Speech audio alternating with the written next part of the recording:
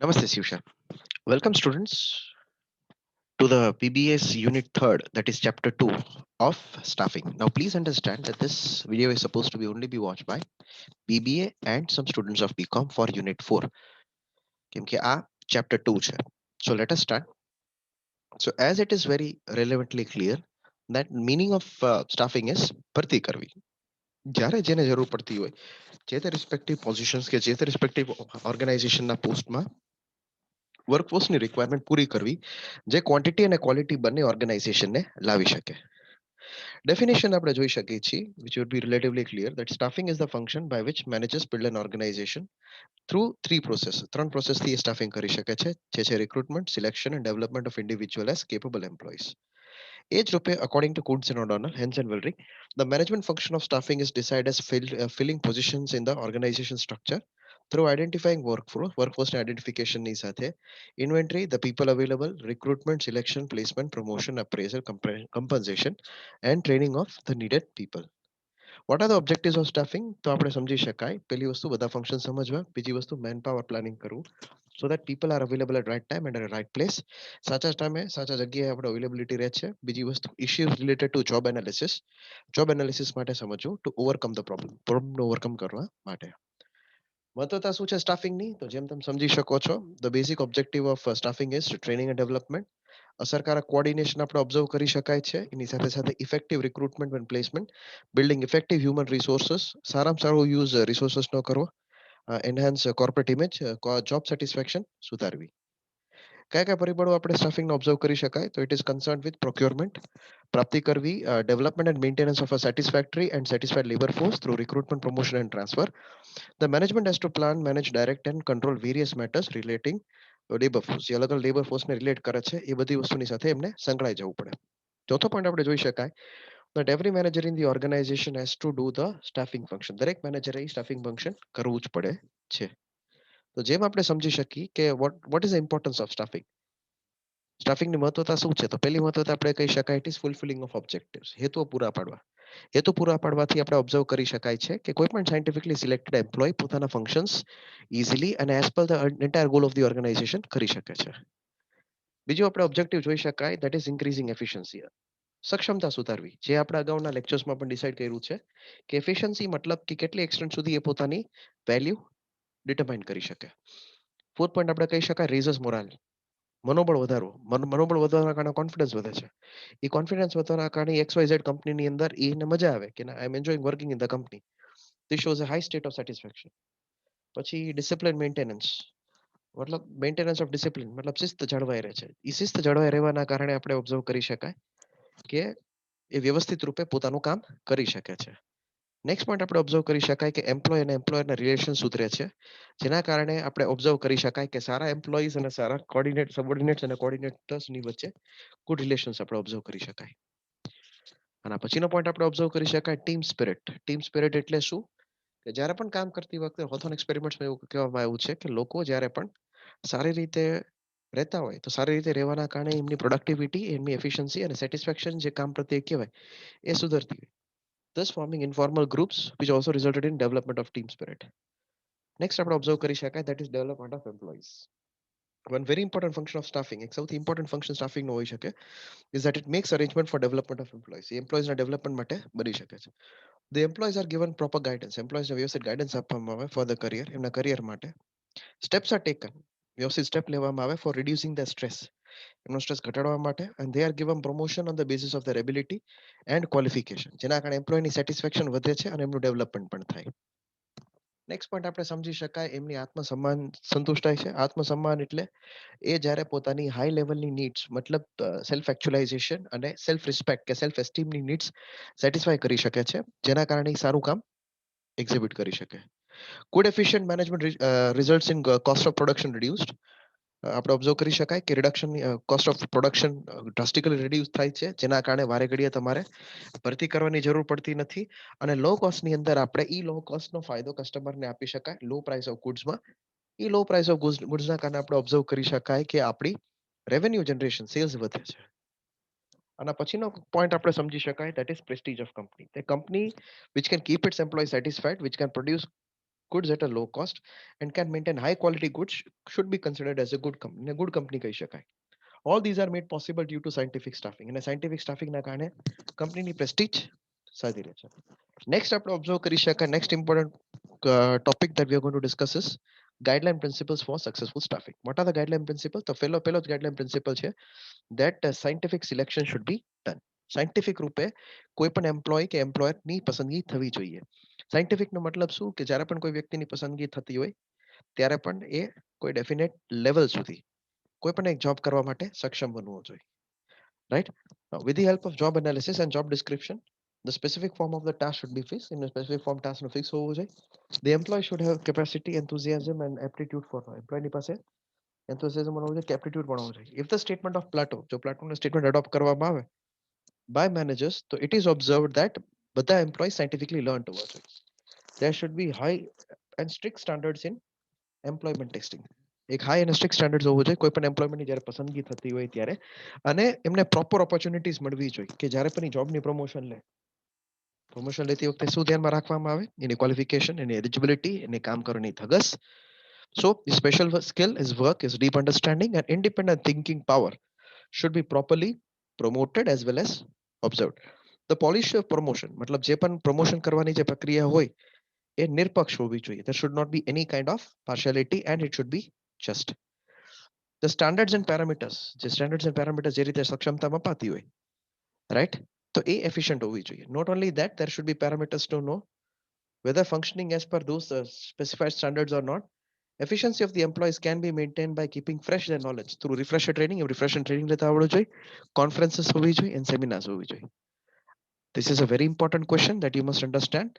The functional process of staffing છે manpower planning, recruitment and selection, training and development, service welfare and quality of work life, promotion and transfer and demotion and termination, wage and salary administration, employee participation and grievance handling, career planning and development. મતલબ કેટલી જરૂર છે એ પ્રમાણે recruitment અને selection કરવી, એમનું training development કરો, એમની સેલ્ફ સર્વિસ જોવી, વેલફેર કરો અને ક્વોલિટી ઓફ વર્ક લાઈફ નક્કી કરો, એમનું પ્રમોશન નક્કી કરો, ટ્રાન્સફર નક્કી કરો, ડિમોશન નક્કી કરો એન્ડ ટર્મિનેશન નક્કી કરો, એમને વેજીસ અને સેલરી પ્રોવાઈડ કરવી, એમ્પ્લોયમાં પાર્ટિસિપેશન કરવું, ગ્રીવન્સીસ અને હેન્ડલિંગ કરવી અને કરિયર પ્લાનિંગ અને એનું ડેવલપમેન્ટ કરવું. મેન પાવર પ્લાનિંગ એટલે શું? હવે આપણે આખી પ્રોસેસ સમજવાની છે. કેટલા માણસોની જરૂર પડે છે કોઈ પણ એક ટાસ્કને કરવા માટે ખાસ કરીને જોવામાં આવે છે. So the ultimate purpose of manpower planning is to relate future human resources to future enterprise need so as to maximize the future return on investment in human resources. Recruitment કરવી એટલે ભરતી કરવું. Recruitment means to induct the personnel to fulfill the requirement of new jobs of the units. In general sense, this definition can be correct, but from scientific point of view, the following should be more appropriate. જે આટલી બધી વસ્તુ વ્યાજબી હોવી જોઈએ. Recruitment means to avail proper people in proper numbers for proper post at proper time. Recruit નો મતલબ જ થાય છે વ્યવસ્થિત લોકોને વ્યવસ્થિત સમયે વ્યવસ્થિત સંખ્યામાં આપણે recruit કરવું. Now, how many sources of recruitment are there? પેલી basically આપણને ખ્યાલ જ છે, પણ તેમ છતાં briefly આપણે જોઈ શકાય. There are two sources. આંતરિક present employees, retired employees હોય, previous applicants હોય, employee referrals હોય, right? એ બધા internal sources કહેવાય છે. External sources કયા કહેવાય? એડવર્ટાઇઝમેન્ટ ભરતી જે કહેવાય છે, કેમ્પસ રિક્રુટમેન્ટ જે કહેવાય છે, રિક્રુટિંગ ફર્મ્સ જે કહેવાય છે, જોબ પોર્ટલ્સ naukri.com કહેવાય છે, વેબસાઇટ્સ કહેવાય, જોબ ફેર્સ એન્ડ એક્ઝિબિશન્સ કહેવાય છે, હેડ હન્ટિંગ કહેવાય છે, અધર સોર્सेस કહેવાય છે. એ બધા એક્સટર્નલ સોર્सेस તરીકે કહી શકાય. નેક્સ્ટ આપણે ઓબ્ઝર્વ કરી શકાય સિલેક્શન. સિલેક્શનનો મતલબ થાય પસંદગી. The selection process of public sector enterprises differ from that of private sector enterprises in India. The definitions on selections are given below. Selection is concerned with engaging needed number of people and measuring their quality. એમની quality measure કરવી, એ satisfying company need કરે છે કે નથી કરતી જોવું. But it is an activity which influences the shape of company's future. A activity નક્કી કરે છે કે કંપનીનો future શું હશે. Selection is a process which helps to select and fill a vacancy. So it also helps to develop an employee into a desirable employee.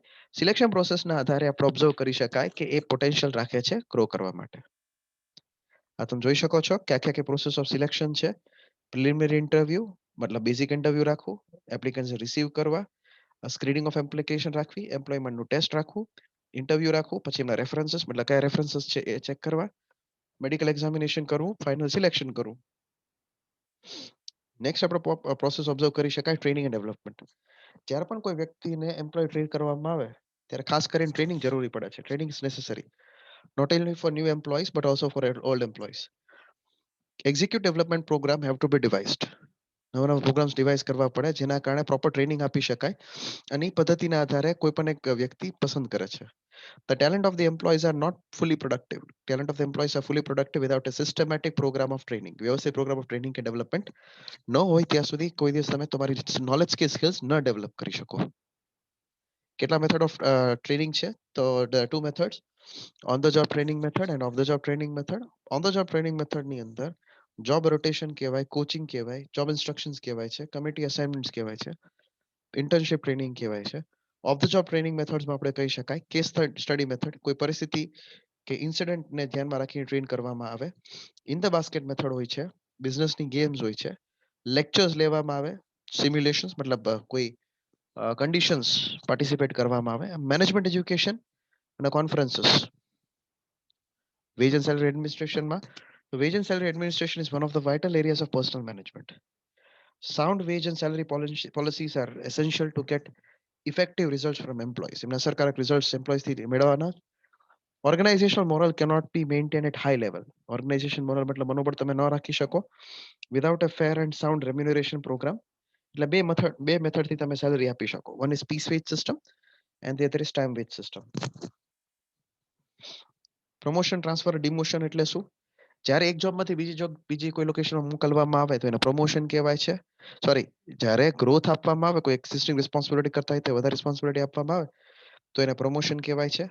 Transfer આપણે observe કરી શકાય, એક ડિપાર્ટમેન્ટમાંથી બીજા ડિપાર્ટમેન્ટમાં ટ્રાન્સફર કરી દેવામાં આવે છે. ટર્મિનેશન, જ્યારે કોઈને નોકરીમાંથી કાઢી નાખવામાં આવે એને ટર્મિનેશન કહેવાય છે. ડિમોશન, જ્યારે એક્ઝિસ્ટિંગ પદવીમાંથી નીચેની પદવીમાં રાખવામાં આવે એને ડિમોશન કહેવાય છે. Promotion is the advancement of an employee to a better job in terms of a greater responsibility, more prestige or status, greater skill, and especially increased rate of pay. Transfer is defined as lateral shift, the course moving of an employee from one job to another, usual without involving any marked changes in duties. Demotion આપણે કહી શકાય is a reassignment of a lower level job to an employee with a delegation of responsibilities, and a termination મતલબ નોકરી પતી જવામાં આવે છે. Services એટલે શું? વેલફેર એટલે quality of work life. Quality of work life એટલે શું? જેમ કે મેડિટેશન કરવામાં આવે, યોગા કરવામાં આવે અને સારી ફેસિલિટી જે કહેવાય છે, ટ્રાન્સપોર્ટ ફેસિલિટી છે, મેડિકલ છે, ચાઇલ્ડ એજ્યુકેશન છે, હાઉસિંગ ફેસિલિટીઝ છે. તો બધી ફેસિલિટીઝ આપણે ઓબ્ઝર્વ કરી શકાય સર્વિસીસ કે વેલફેર અને ક્વોલિટી ઓફ વર્ક લાઈફમાં ઇન્ટ્રોડ્યુસ થાય. એમ્પ્લોય પાર્ટિસિપેશન એટલે શું? તો એમ્પ્લોય પાર્ટિસિપેશન એટલે એમ્પ્લોયઝ કેટલી એક્સટેન્ટ સુધી પાર્ટિસિપેટ કરી શકે, મતલબ કેટલા એક્સટેન્ટ સુધી એમને ડિસિઝન મેકિંગમાં સ્કિલ રહે છે. ગ્રીવન્સીસનું હેન્ડલિંગ કરવામાં આવે, કોઈ પણ પ્રકારનું કમ્પ્લેન હોય, કોઈ પણ ફરિયાદ હોય તો HR professional day to day લાઈફની અંદર એ કમ્પ્લેન કરતા જ હોય. So that grievances may be genuine or sometimes illusory to the employees who feel a certain dissatisfaction regarding the job or management. So if it is not resolved on time, it can lower employee morale, create inefficiency, and increase absenteeism among employees. In short, your ability in handling grievances of employees can have a direct impact on overall productivity of work. Career planning and development. Every employee needs growth and development in organization. દરેક employee ને growth and development જોઈએ જ છે.